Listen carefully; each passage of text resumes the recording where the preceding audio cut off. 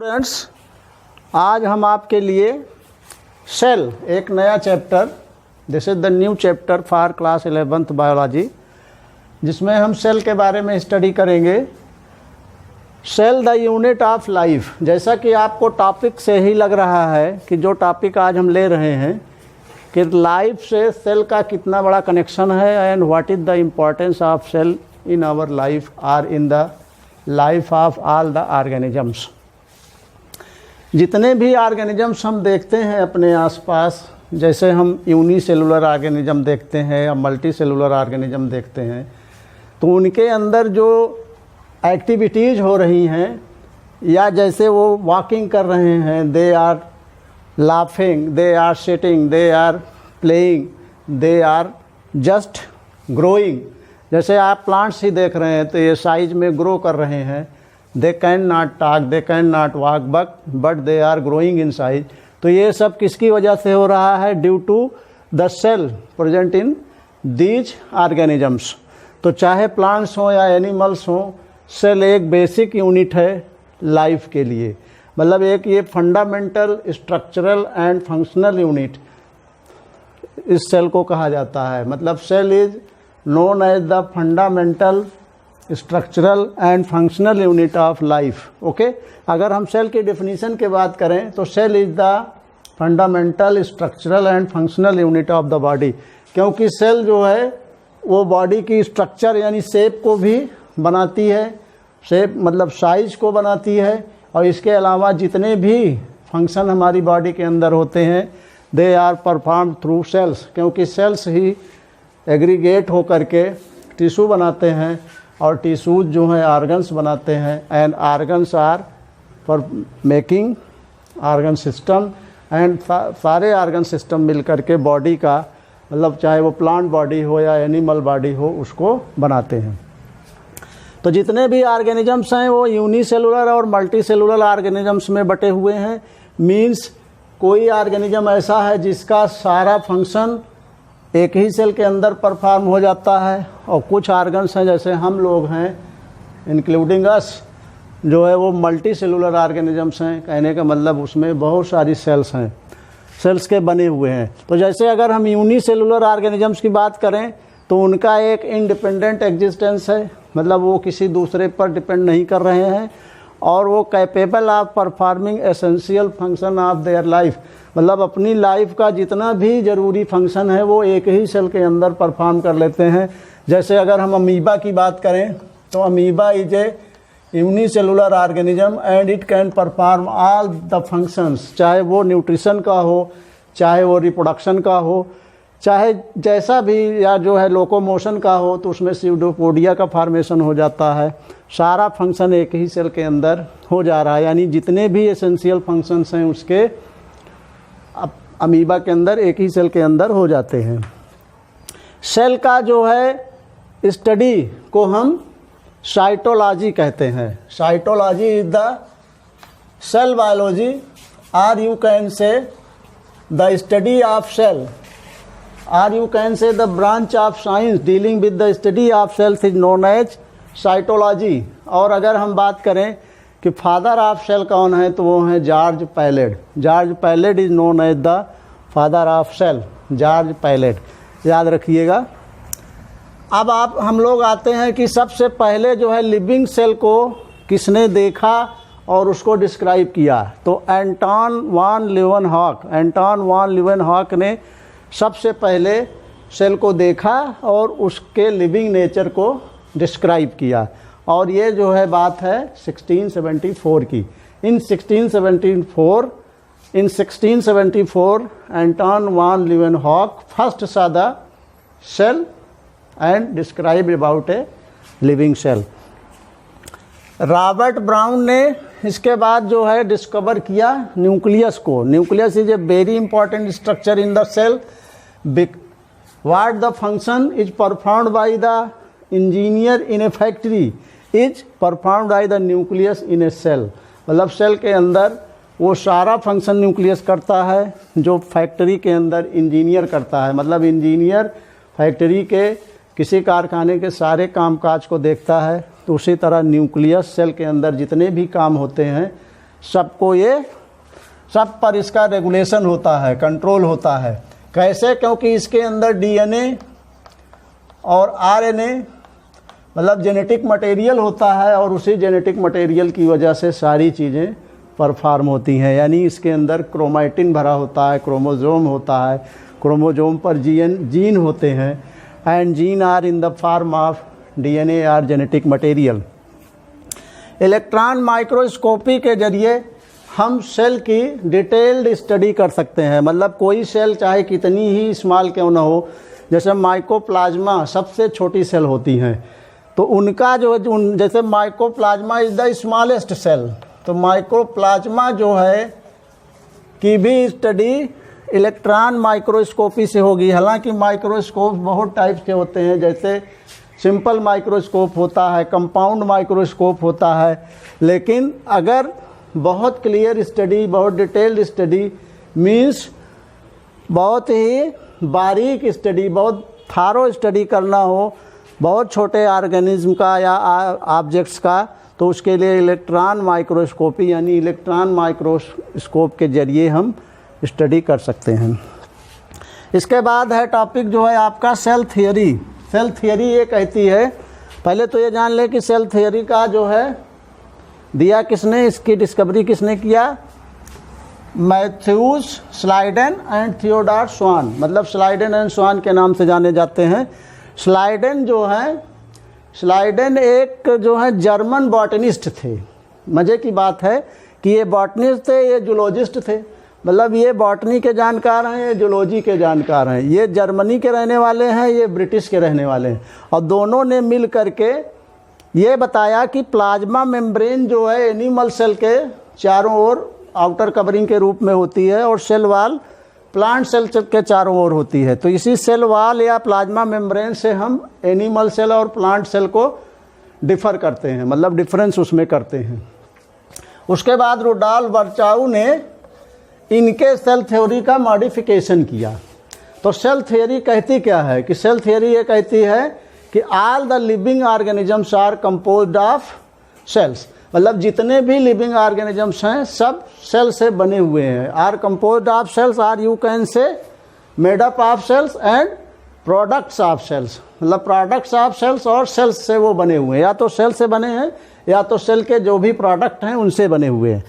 और all sales, जितनी भी सेल्स हैं, arise from pre existing cells, मतलब जितनी भी सेल्स हैं वो पहले से मौजूद सेल से उनका जन्म होता है। जैसे पहले से कोई सेल यहाँ पर है हमारी बॉडी के अंदर, तो यही सेल जो है जब डिवाइड होगी तो दो नई सेल बनाएगी और इस तरह से ग्रोथ होगी। जैसे मान लीजिए हम बहुत छोटे थे तो ये हमारी फिंगर बहुत छोटी थी, तो सेल का डिवीज़न होता गया तो इससे हमारी फिंगर की ग्रोथ होती चली गई। इसी तरह बॉडी के हर पार्ट्स की growth due to cell differentiation and cell division होता है।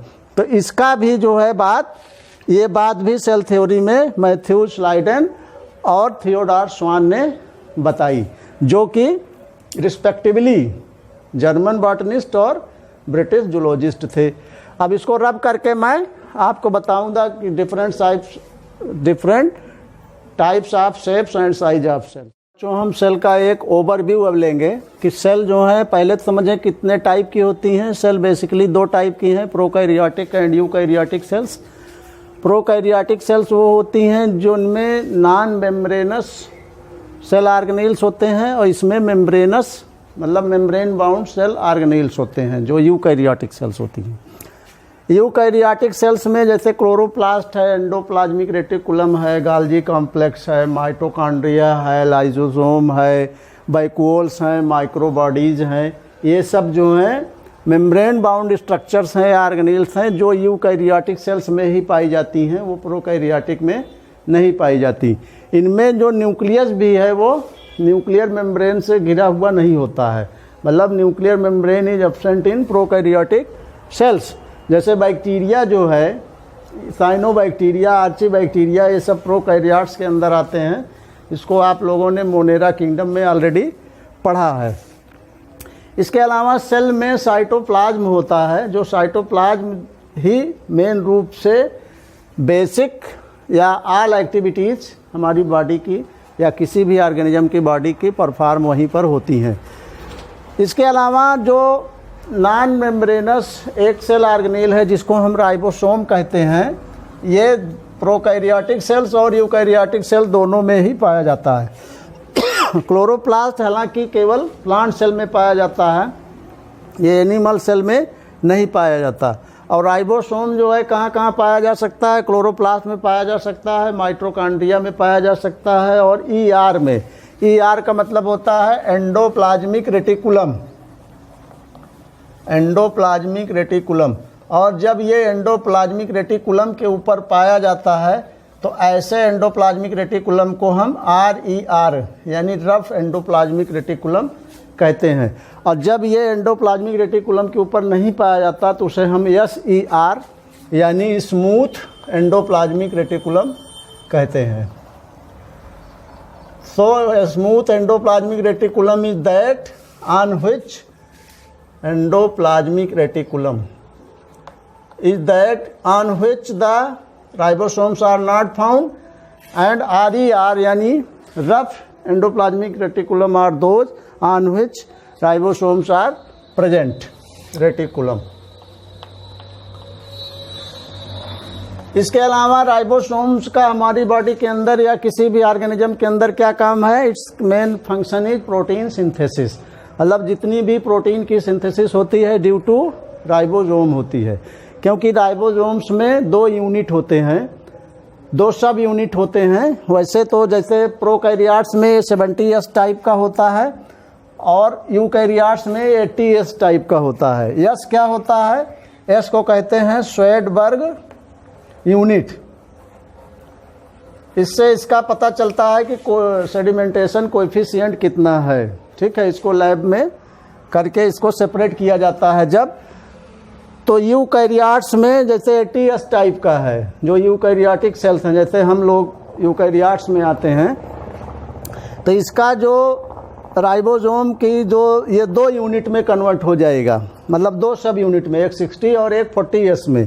और प्रोकैरियोट जैसे 70S टाइप के हैं तो ये 50 और 30S के रूप में कन्वर्ट हो जाएगा। इन्हीं सब यूनिट्स से प्रोटीन की सिंथेसिस होती है, क्योंकि mRNA से यही सब यूनिट अटैच होती है। उसके बाद उसके हिसाब से अमीनो एसिड्स की चेन बनती है और 20 मतलब 20 काइंड्स ऑफ अमीनो एसिड्स जब एक साथ जुड़ जाते हैं तो एक प्रोटीन मालिक्यूल का फॉर्मेशन होता है।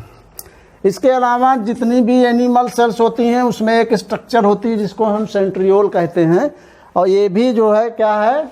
Non membrane bound cell organelle है।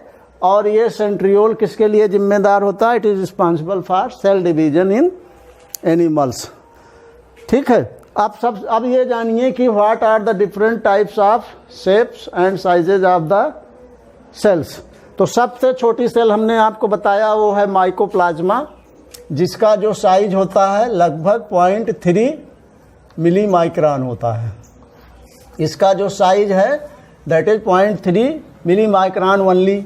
इसके बाद बैक्टीरिया भी होते हैं, बहुत छोटे होते हैं, इनका जो है 3 to 5 मिली माइक्रोन साइज होता है। इसके बाद जो है इससे बड़ी सेल जो है RBC होती हैं, इनका जो साइज होता है वो 7 मिली माइक्रोन के आसपास होता है।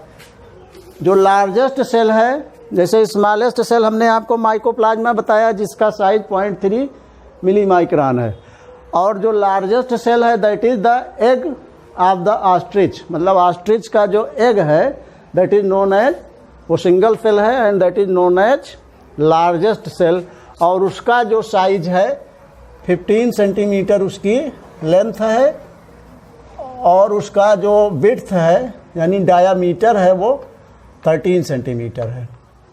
ठीक है, तो this is about the different shapes of the cells. अब हम आपको different sizes of the cells, अब डिफरेंट टाइप के जो शेप्स होती हैं सेल्स की, हम आपको फिगर बना करके दिखा रहे हैं इसको रब करने के बाद। बच्चों अब बात करेंगे डिफरेंट शेप्स ऑफ सेल्स की। तो ये जो पहला शेप आप देख रहे हैं, पहली टाइप का जो है शेप, ये RBCs का है। जैसे कि इनको शेप देख करके ही आपको लग रहा है कि इनका शेप या तो राउंड है और बाई कॉनकेव है। बाई कॉनकेव क्या होता है, जिसमें मिडिल से थोड़ा सा थिनर होता है और किनारे किनारों पर थोड़ा ब्रॉड स्ट्रक्चर होती है, तो उसको हम बाई कॉनकेव कहते हैं। आरबीसी जो है ये ह्यूमन की मतलब बनी हुई है। ये डब्ल्यूबीसी है, आरबीसी मतलब रेड ब्लड कॉर्पसेल्स, और ये डब्ल्यूबीसीज हैं। इनकी स्ट्रक्चर थोड़ा इरेगुलर शेप की होती है, तो इसीलिए इनको हम अमीबॉयड शेप कहते हैं। ये दूसरी टाइप की सेल्स का हमने आपको यहाँ पर ये केवल एग्जाम्पल है कुछ टाइप ऑफ सेल्स का, या जो डिफरेंट शेप जो है शो कर रही हैं। इसके अलावा ये कॉलमनर शेप है। ये थर्ड वाली जो स्ट्रक्चर आप देख रहे हैं, this is the columnar shape of cells. और ये कहाँ पे आपको मिलेगा देखने को, एपिथेलियल सेल्स में। एपिथेलियल सेल जनरली जो है सरफेस पर होती हैं, ठीक है। और ये लॉन्ग हैं और नैरो हैं, ठीक। ये नर्व सेल की स्ट्रक्चर है, नर्व सेल है जो ब्रांच्ड और लॉन्ग है, ब्रांच्ड एंड लॉन्ग। सबसे लंबी जो है longest cell of the body nerve cell ही होती है। जैसे लार्जेस्ट सेल ऑस्ट्रिच का होता है और लॉन्गेस्ट सेल जो है नर्व सेल होती है बॉडी के अंदर, जिसमें ये ब्रांचेज आपको दिख रही होंगी, इनको डेंड्राइट्स कहते हैं। इसी के ज़रिए जो है मैसेजिंग का काम होता है, तो इनको न्यूरॉन भी कहते हैं। इसका आपने स्टडी 10th में क्लास में किया है डिटेल में, और जब आपको हम नर्वस सिस्टम पढ़ाएंगे तो उसमें इसको डिटेल में आपको इसकी पूरी स्ट्रक्चर समझाएंगे। तो इस तरह से ये डिफरेंट टाइप्स ऑफ सेल्स और उनके शेप्स हो गए। सेल जो है यूनिट ऑफ लाइफ कैसे है मैंने आपको जो है समझा दिया। अब जो है नेक्स्ट वीडियो में आगे जो है सेल वॉल का फॉर्मेशन कैसे होता है, प्लाज्मोडेस्माटा क्या है, ये सब आपको हम बताएंगे। Thank you.